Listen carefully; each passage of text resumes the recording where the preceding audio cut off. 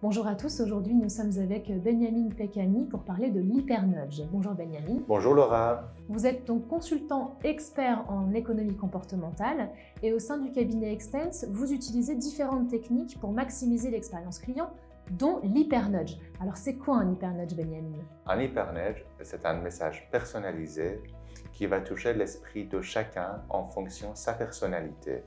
On fait appel à l'intelligence des gens en leur adressant un message qui leur correspond et les faire réfléchir. Alors on a tous entendu parler de la cible d'entraînement pour enfants, vous savez, la petite mouche que l'on colle à l'intérieur des toilettes pour que les enfants apprennent à viser, ou au niveau des adultes, du passage piéton en 3D qui fait qu'un adulte qui arrive en voiture a l'impression qu'il va se prendre un bloc de béton et donc est forcé à freiner. C'est ça un hypernudge?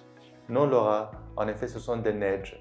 Alors quelle est la différence entre un nudge et un hypernudge? Pour reprendre l'exemple de passage piéton, dans le nudge, on vous oblige à vous arrêter quand vous voyez un bloc de béton en 3D. Ça fait peur. Alors que dans le cas de l'hypernudge, il s'agit de vous faire réfléchir.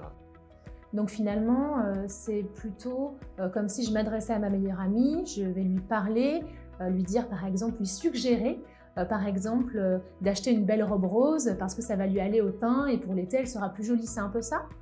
Oui, c'est une sorte de hypernudge.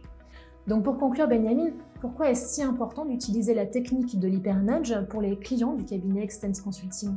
Parce que chaque consommateur est différent et il mérite d'avoir un message qui lui correspond.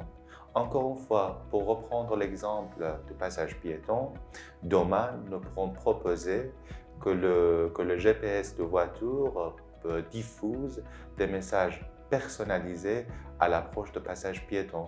Pour mieux toucher les clients. Exactement. Merci Benjamin. Merci Laura.